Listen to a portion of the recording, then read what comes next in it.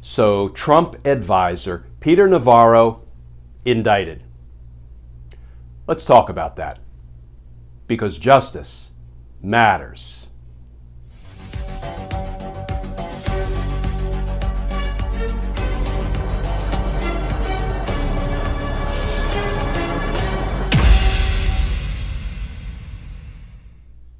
Hey all, Glenn Kirshner here.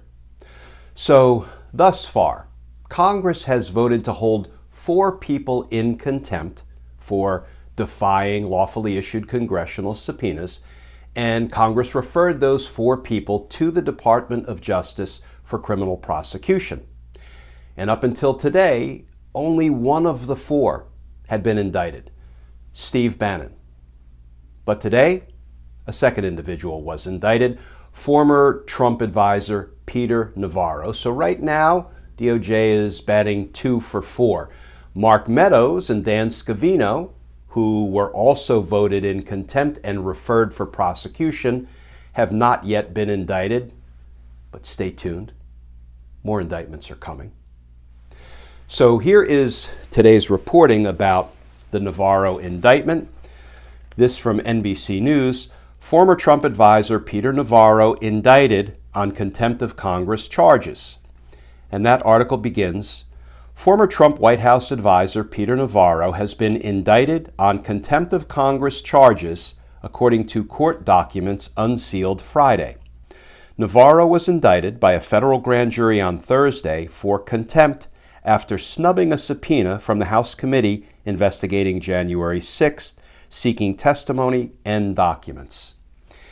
And then, as a follow-on to that reporting, I saw a tweet from our friend Scott McFarland, who simply tweeted out, Peter Navarro is in custody. And I think that was as of about 12:38 p.m. today, Friday. So let's talk about where things stand right now with Peter Navarro. Because remember, it was about 2 months ago, on April 6th, when Congress voted Navarro in contempt for just blowing off lawfully issued congressional subpoenas and referred him for criminal prosecution, and it took DOJ about 2 months to indict him. And as of today, Navarro stands indicted of 2 charges of criminal contempt, one for violating a subpoena for testimony, and a second for violating a subpoena for documents, for evidence that he was required to produce. Why 2 months later did we finally get an indictment of Peter Navarro? Well, remember, in the interim, the Department of Justice subpoenaed Peter Navarro for testimony and for documents, for evidence of all communications Peter Navarro had with Donald Trump. And that's how we can conclude that DOJ is absolutely investigating the crimes of Donald Trump using the powers of the grand jury. It's a criminal investigation. So Peter Navarro was to appear before the grand jury yesterday, June 2nd. Here we are on June 3rd. He gets criminally indicted. Peter Navarro is the guy who's always talking about taking a page from Vince Lombardi's playbook. He calls it the Green Bay sweep. Of course, Lombardi was the storied coach of the Green Bay Packers. And I'll bet he rolls over in his grave every time a clown like Peter Navarro uses the term Green Bay sweep to refer to his plan and Trump's plan and Bannon's plan to corruptly overturn the results of a presidential election. But you know, he's always running his mouth on TV about the Green Bay sweep and how he was using the Green Bay sweep to try to reinstall Donald Trump for a second term in the Oval Office. Well, I'm going to use a different play from a different playbook to try to explain why Peter Navarro was indicted today, one day after his scheduled appearance on a Department of Justice grand jury subpoena that's different from the subpoena that Navarro violated months ago that got him indicted today. I'm going to take a page from the prosecutor's playbook, the prosecutorial playbook, because I've seen this happen many times. In fact, I've been involved in very similar circumstances. Somebody comes in for a grand jury appearance one day, he's criminally indicted the next. What can we infer from that?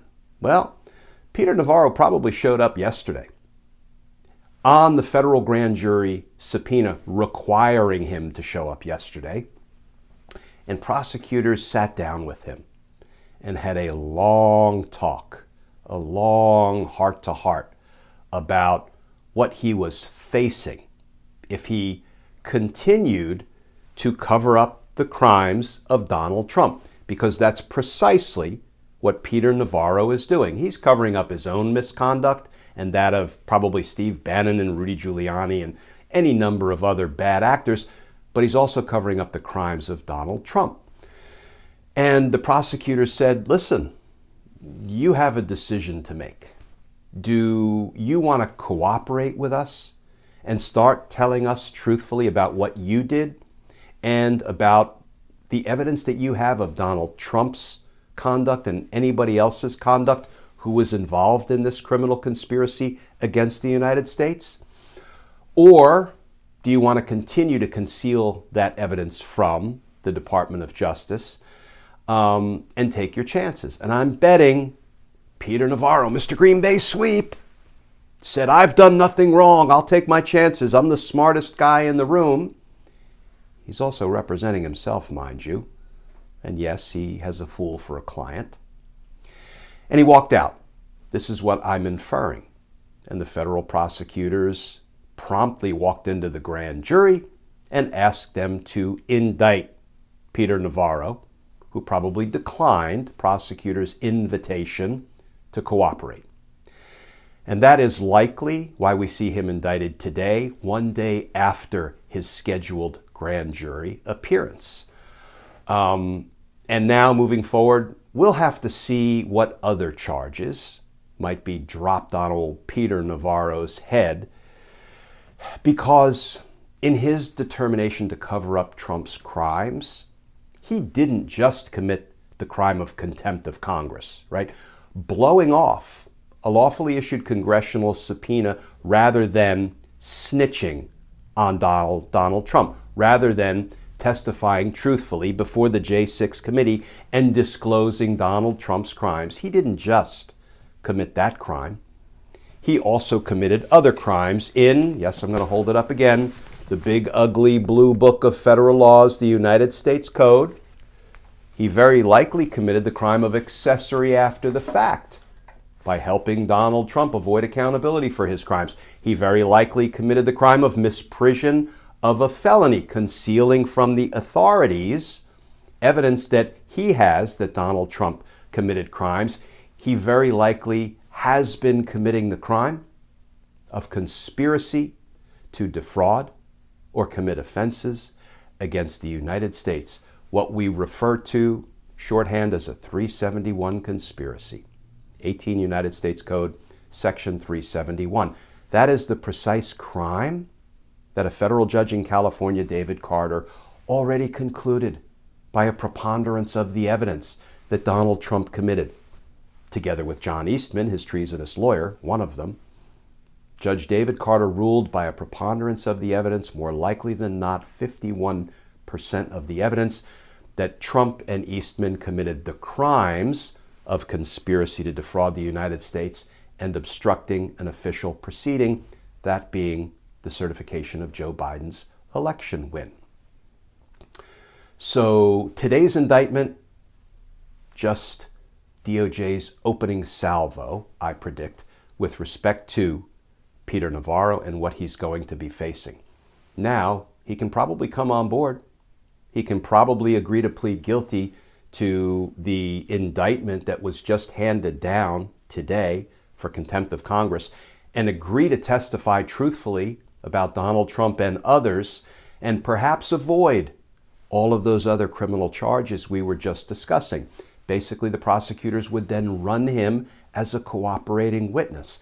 That is maybe the only way Peter Navarro can reduce his exposure to what ultimately will be a very lengthy prison term for all of those crimes we just discussed, not just the contempt of Congress. But I'm going to use the O word right now. Optimism. I am feeling more optimistic by the day that these folks will be held accountable. And I think things are building, and we will hit our first crescendo beginning on June 9th when the public hearings open by the January 6th Select Committee that's interviewed more than 1,000 witnesses and is prepared to pull back the curtain on Donald Trump's insurrection. And I have a feeling it's going to start raining indictments. So yes, I'm feeling optimistic.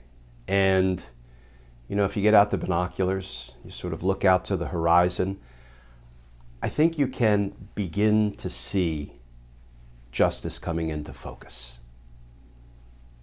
And justice matters.